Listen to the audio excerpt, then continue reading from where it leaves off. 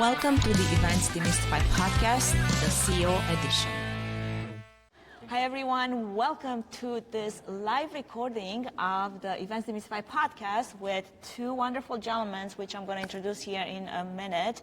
We are recording this episode live at Go West Live in Edmonton, Alberta, in Canada, and you're going to hear people walk by, slam some doors, and have maybe some hot takes in the background. That's the fun part when you do something live. You can't really control the environment. So go with us as we are going to have this conversation about what this event is all about. And some of my thoughts that I shared on LinkedIn just as I was experiencing for the first time, because this is my first time coming here, was that it felt different than a lot of the conferences that I get to go to. I was invited to come and speak and I didn't know what to expect. I just thought it's just another industry event that I've gone to plenty of, and it did surprise me in a really good way. So I want to unpack that a little bit. Those two gentlemen might have a different opinion. I don't know. I have my own, so we'll share our own version of what that reality truly is. This episode is brought to you by True Fan Events Production. Learn more at truefanevents.com.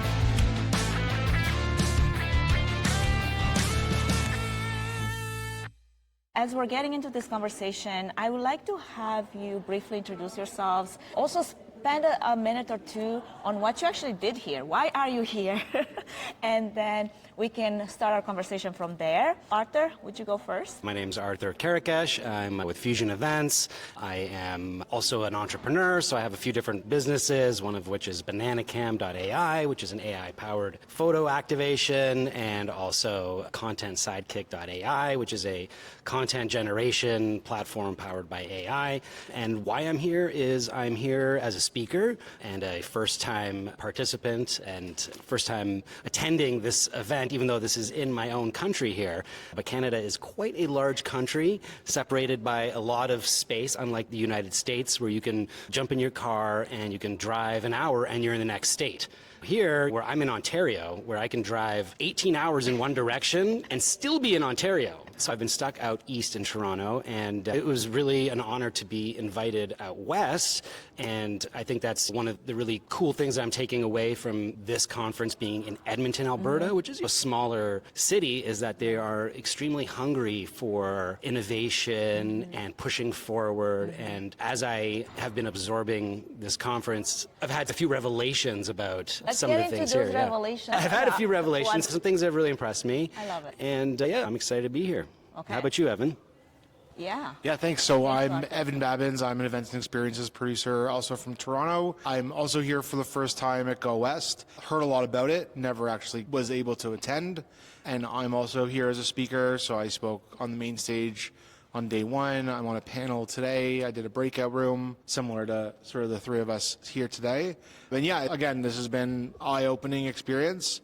It's been nothing like I thought it was going to be, but also similar to what I thought it was going to be in different ways, which I know we'll unpack and we'll get into. Love it. Arthur is still to go, actually, for his main event on main stage this afternoon. Do you want to unpack that really quick? Tell us, what is it, or is it a secret? No, I mean, it's not a secret. I'm not going to... How can we win this game? So yeah, we're doing an interactive sort of game show-like experience that involves the entire audience, and then we also have some industry expert panelists on stage. And in this show, we peel back and unpack how the audience actually feels about certain controversial topics, because they get to vote anonymously, and we get to see where the majority of the audience leans on certain topics, and our industry panelists get to influence them with their opinions on each topic. So that's just one of the kind of interactive experiences that we create at Fusion Events. So I'm really excited to showcase this, because this will be probably the biggest audience that we've done it for so far, so it's going to be a lot of fun. And then the only way to win, if you're in the audience, is to vote with the majority. That's the tip. You got to vote with the majority. That's the tip right there. Yeah. I feel like that will be kind of hard to follow after Arthur, because I'm going to be doing a live taping of the podcast right after Arthur. And that would be a hard act to follow. So now I'm thinking I need a new strategy. I can't just be matching with the furniture and look pretty. Like, I need some strategy. Oh, you can play off of the topics that we're going to cover. So I can tell you some of the topics topics because nobody's going to see this before the game actually happens. He's giving us real insights. Yes, I'm giving you some insights, some backstage knowledge. So we're going to be, what are the events industry's dirtiest secrets, okay? What's one what are that the biggest... you can speak to? And then I want to hear one from you. Oh gosh, I'm trying to remember what all the options are. No, you can't be speaking from your poll. Just think something new that it's on the back of your mind and probably you didn't want to even say it on stage. Oh, I'm not reserved in speaking my opinion. Industry's dirtiest secret?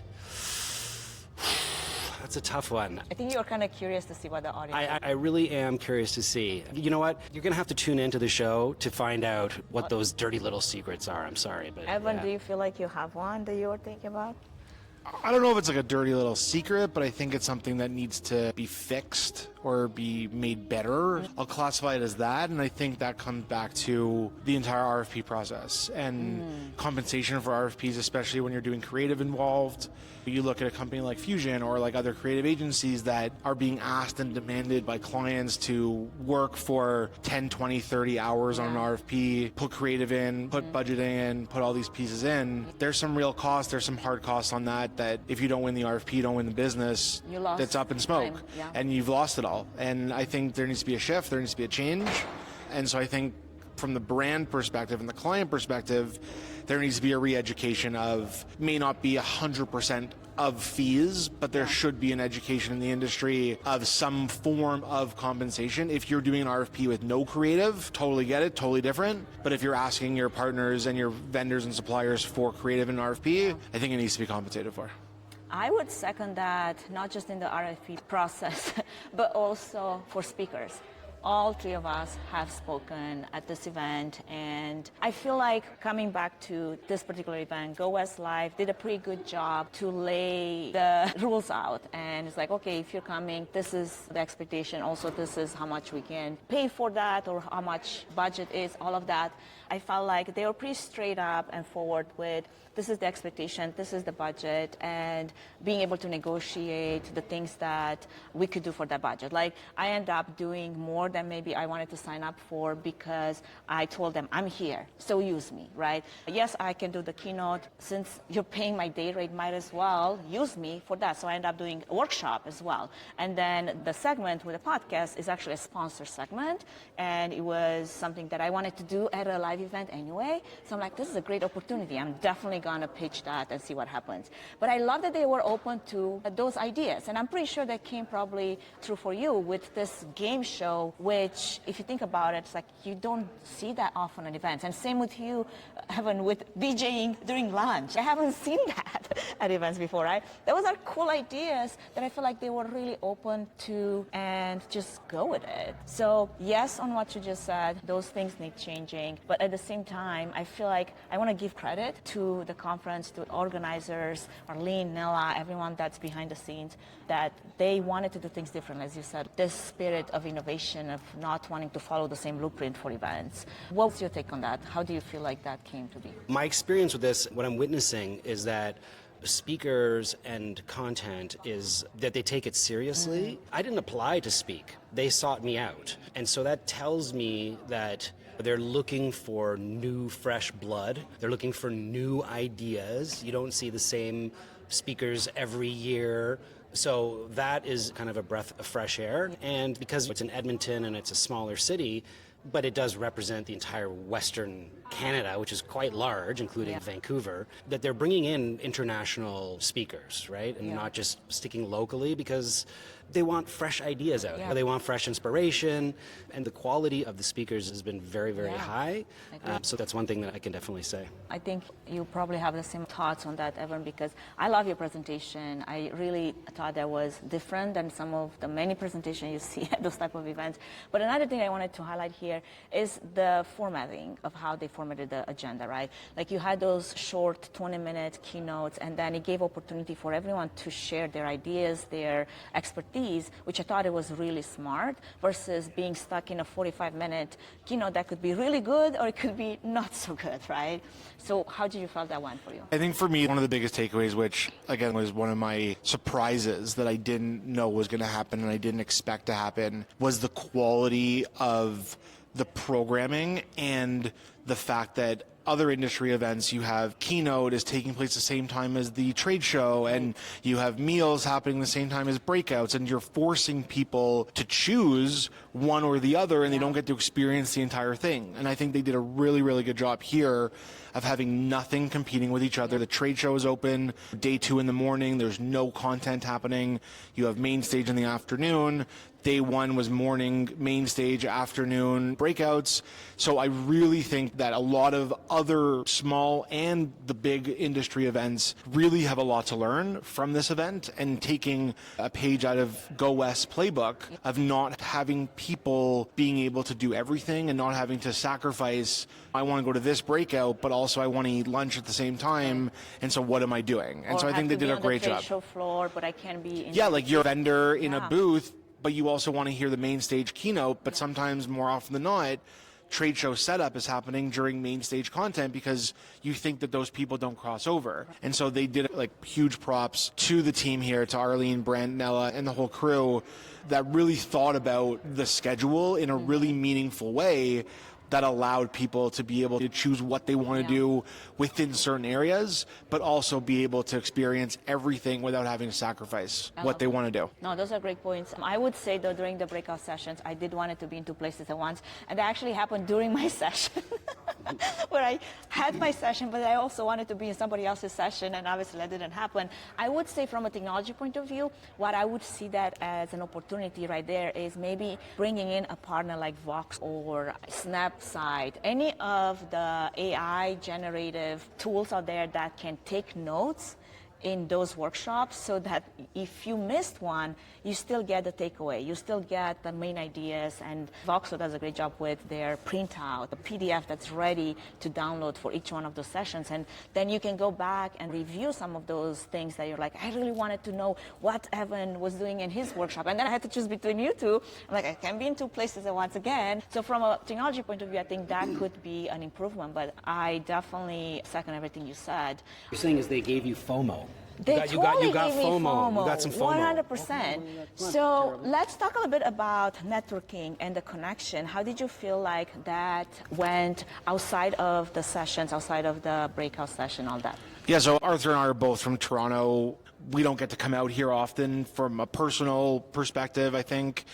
And so being able to come out here and connect with people who I already know, I've been friends with, I've been industry colleagues with for many years, but we don't get to see as often. And then to be exposed to this totally new audience of people who we don't know, and being able to use my sort of, I call them like my keys to the West, to be able to get me in, to meet new people, to introduce me, to set up those conversations.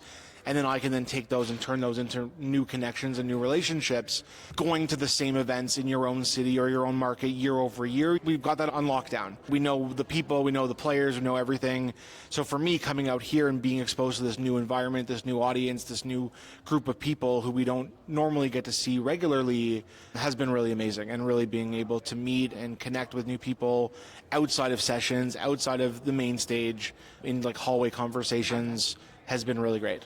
What about you, Arthur? One thing that I don't know if you pick up on it as an American visiting Canada, but we're very hospitable, friendly people.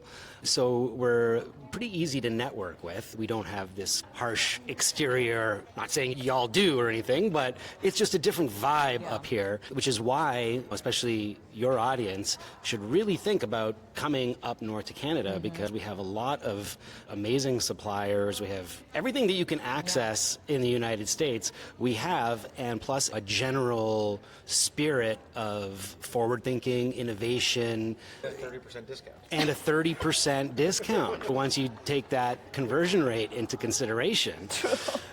Which kind of burned me when it came to the budgeting for my own keynote. And I'm like, I lost $2,000 in the rate in Canadian to US. Oh, yes. I'm like, man, next time, think about that. Yeah, it doesn't work as well the other way No, around. it doesn't, no. But for people planning events, it's a good option. But yeah, one thing that I can say that I really appreciate about this conference is like, even this room, like the lighting is, it's not sterile. And the other thing is there's food everywhere. Okay, I was gonna pick on that. The food is amazing. Yeah. It's everywhere. You don't have to run out to a Starbucks to get a coffee. There's coffee everywhere. There's food. it really allows you to just stay in the moment and not have to be thinking, oh, I'm getting hungry, when is lunch or whatever. It's everywhere. It's in the main stage, it's in the breakout rooms, it's everywhere. And the other thing that I thought was really well done, like just a total vibe, is the trade show floor. Like it is like an Abercrombie and Fitch store. It is a vibe in there. First of all, the lighting is dark. It's not like this sterile It's not your regular trade show floor convention center with pipe and drape that's this high. It is you're walking into a retail store and every single booth has their own We're going to have to get some B-roll on that to you make have sure to. that we back it up. Every single booth has their own lighting that lights them up like a product in a store. And you walk in there and you feel like you're immersed in this vibe, and it's really got great energy. The lounges are packed. The booths have lineups around the corner, really cool activations. I saw the One West one. They've like a game show, which I was really happy to see that they're doing the game show thing. A lot of interactive activations, so that was really cool. I've never seen a trade show take a sort of retail environment approach to the design, which I think is brilliant. You should spotlight on your vendors, right? Absolutely. It's really cool. You definitely beat me to the punch with the design, because that was something that I wanted to highlight and talk more about, as well as technology. The partner in the main stage is Production World. They are local to Canada. I was very surprised by the production quality that they brought to this conference. I remember having those conversations with Nila and Arlene as we were preparing for the conference, and because I'm doing a live taping of the podcast, I was like, being honest with them and telling them, hey, I've had not so great experiences where in the past I trusted the AV team to capture the video and the audio, and then they did not deliver. So I'm like, do I need to bring my own stuff? And normally I do when I go to conferences. And they're like, no, you're going to be great. And when some planet says that, you take it with a grain of salt, because you don't know what their level of understanding of AV production truly is. And I came in, I walked into the room, and I was like, yeah, they got it. I can fully trust that they have it down, and I don't have to worry about additional cameras and audio feeds and all the things. And I think that was visible in all the other aspects. Same with the design that you just mentioned, the intentional design. It's not just design for the sake of design. And I love that. I'm going to have to check out the trade show floor. I did not get a chance to do that yet, so we're going to do some B-roll. Evan, what other thoughts do you have on that, if anything stood out to you? Yeah, I think just taking what Arthur was saying about the trade show floor, I think they really brought that into all the evening events as well too. We had an event last night, a social, where it was like different stations, different food options, different sort of genres of food, different types of stuff. And what was really super cool for me was, I don't know if you guys picked up on this, but they had this carving station, they called it, but it was cake. And it was there was like a vanilla cake, there was a chocolate cake, and there was a strawberry shortcake cake. And they branded it like a meat carving station, like white and dark meat and whatever.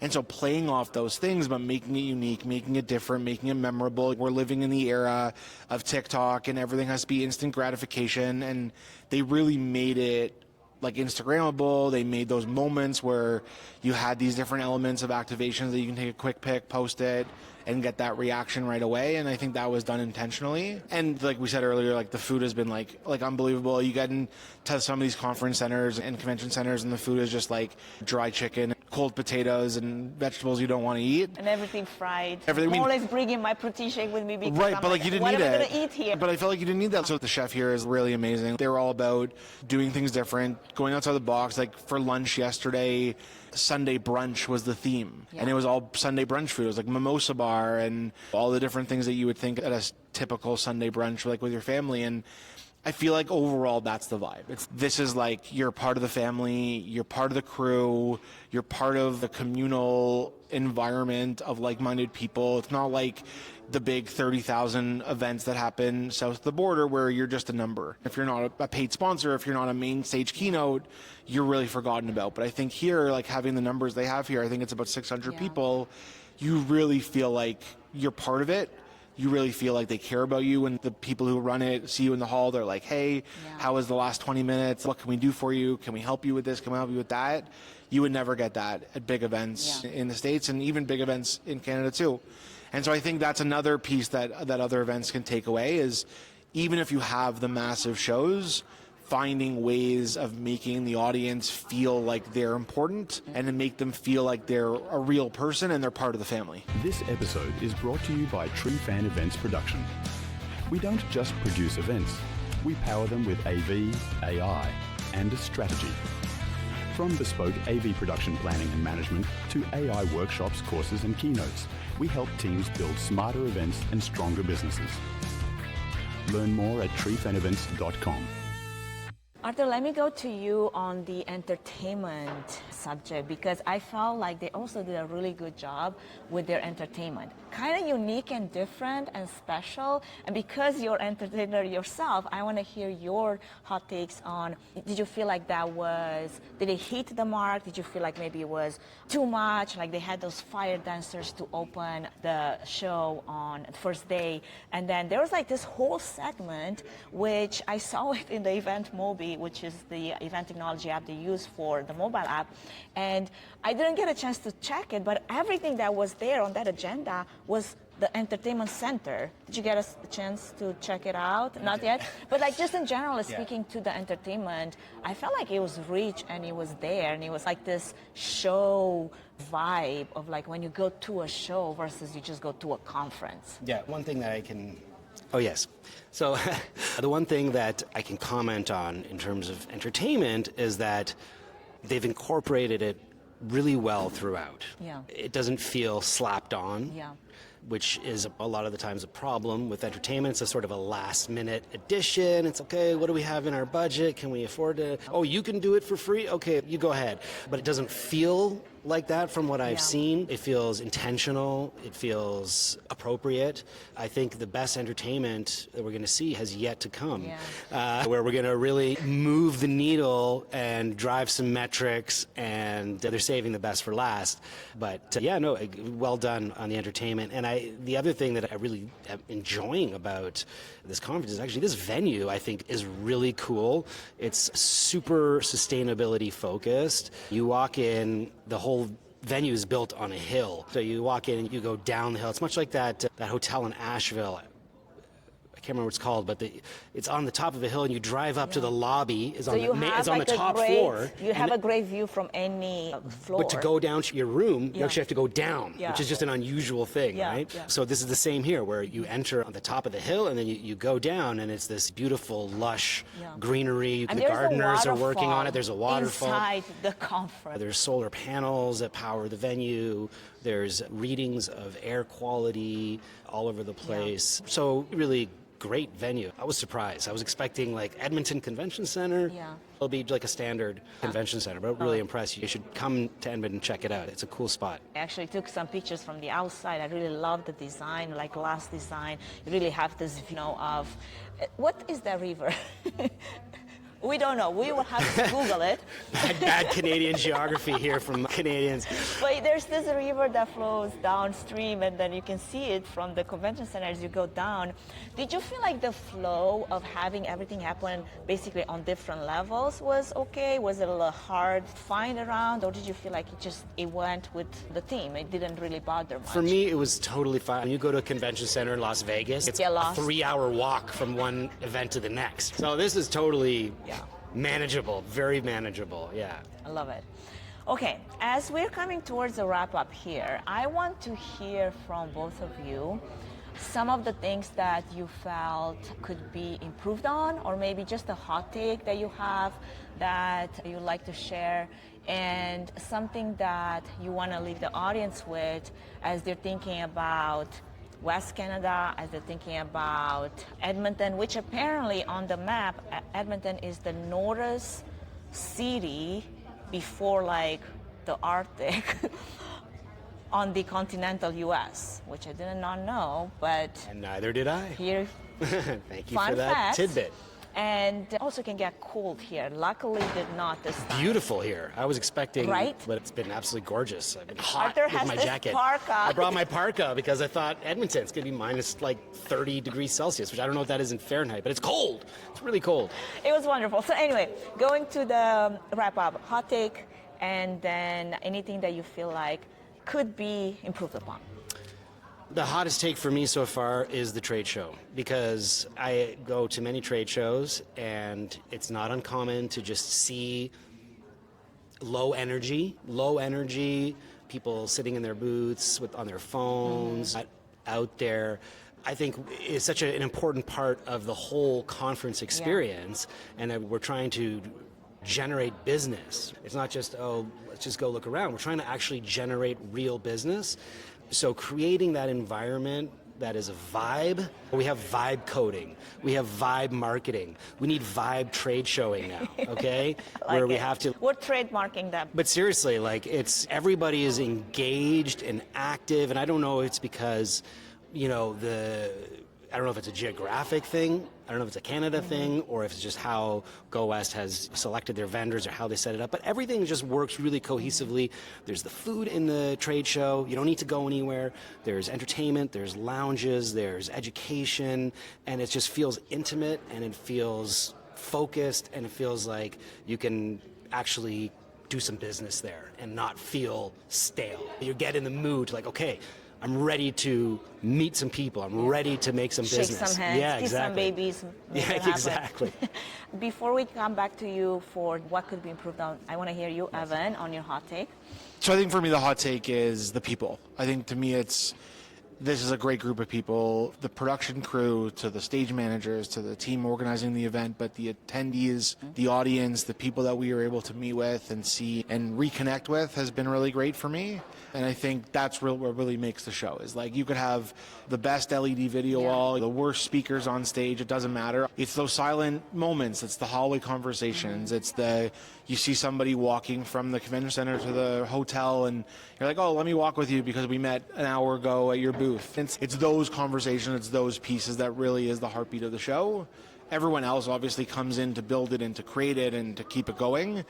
But without the people, you don't have anything. So for me, it's the people. Love it. As far as I'm concerned, I want to highlight kudos to management for putting on this conference. Their agenda, thought process was fantastic. We talked about how you had a separation between content and trade show, but even more, the fact that you didn't have to go to a late night that would end at 10 p.m. and then expected to be up early in the morning for the next thing. To me, that was, oh my gosh, finally a conference that I can get back to my hotel room, 6 p.m., 7 p.m. You could do a dinner afterwards, which many people chose to just have a separate dinner and connect with friends and whatnot, and still be able to have that time for yourself to recharge for the next day. I don't go to many conferences that actually pay attention to that. Like what they expect you to be is go to the social event that starts at 8 p.m., 9 p.m. and be there until 11, and then if there's some time in there to sleep between that and the next day, maybe. If not, you're just gonna have to sleep whenever. But that to me was like fantastic. Like, I'm looking forward to actually be back into my hotel room at a decent hour, do my workout because I didn't do it in the morning, and still feel refreshed the next day. That's what a revelation. Yeah, they've definitely put some thought into wellness and attendee experience and making it so that you are fresh in the morning and ready to learn and ready to do business and not hungover and sleeping through the sessions. So one thing that you'd want to touch on that could be maybe improved on, we're going to go to you, Evan, before we wrap up. This is really just a constructive thing, and it's really more on my end as a speaker, and the speaker management has been absolutely fantastic, and shout out to Taylor and Nella for managing that so well. Me, I'm just weird and techy, and I would have been nice to have, because they have the EventMobi app, which is working really well, it would have been nice to have a speaker section on that app that I could log into just to see my personal schedule. I made my own app for it. I just went into Claude and said, go through Taylor's emails and create an app, because she sent a great PDF with all the information, but I didn't want to have to go into my email, search her email, keep find track it. of everything, So I just told Claude to build me an app. I just made my own speaker app, which had my Uber code, and it had her phone number and everything just at a click on my phone. So that would be the only thing that is a very minor thing, and just coming from a high-level tech aspect, that would be nice. So EventMobi people, you can think about that. I mean, maybe you can go to EventMobi and sell that idea, because they do need a speaker management sidekick to their event app. So yeah, that would be nice. It would be nice. I mean, it's yeah, I think it would be not that hard to implement. Exactly. Love it. Thank you. I think for me, so this event has been in Edmonton since the beginning, which was 2017, I believe. It took a break during the pandemic. It's always been here. I think from a constructive purpose, I think moving it around within Western Canada is great. You highlight different cities, Calgary, Vancouver, Edmonton. There's so many great local vendors who maybe couldn't make it to Edmonton. Places like Vancouver or Kelowna or Alberta, Banff, like there's great people in those areas. Great locations. And huge, great, amazing locations. And so I think I would say that is like kind of 1A. And then 1B, I would say, like we talked about a million times over, I think a lot of American conferences, so if you plan an American conference, whether it's industry, whether it's your own industry, I think you have a lot to learn. You should look at the website, talk to people who are here. I think there are so many learnings that can be applied to other events, not only bringing them north of the border like we talk about all the time here, but also just how it was programmed, how the speakers were thought out, how the content was laid out, how the evening events worked, all the things we touched on. Yeah. I think there's just so many pieces of information that a lot of the typical industry events that happen in other parts of the world can take a lot of learnings from and make their own events even better than they already are. No, I love that. I think for me, I would say they could definitely do, and they did amazing with everything else that we just covered, but they could do better at marketing it outside of Canada, like marketing it to the US planners so they actually come in. I was invited the same way as Arthur was invited to speak. As an American speaker, I didn't consider Go West Live. I don't know if maybe I heard it from a Mahogany or maybe one of you, probably Evan, you spoke about it in the past. But it wasn't something that was on my radar. There's always all these American events, trade show events that you go to, and it comes down to you see the same people, you make the same connections again. It's fine, but like you want to find other inspiration and meet other people. So from that point of view, I think there's a lot of opportunity. That's what I'm saying. There's definitely a door open into the U.S. market where planners could take a page out of this book and apply it to their own event.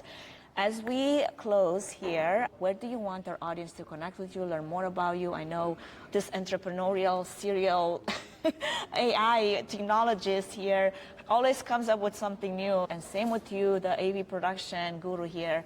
Where would you want our audience to connect with you? I invite you to connect with me and follow me on LinkedIn. My name's Arthur. Last name's Kerekes. That's really the best place. I post there frequently, and I love to collaborate and learn from others as well. Yeah, that's where you should connect with me. Do it. You heard the man.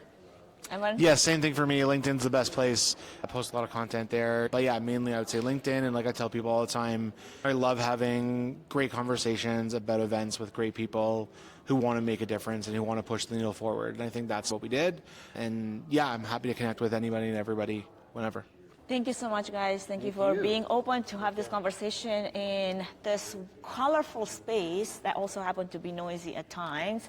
But I think you got the gist of the conversation. And if not, we're going to have a transcript. That's what AI is for, if you struggle with the captions. I really hope that you got some good ideas out of this conversation, and you're gonna take those ideas and implement it in your own events. And with that, thank you for being part of another great live episode of the Events Demystified podcast. And for anyone else that you might want to hear this conversation, make sure that you share the episode. See you on the next one.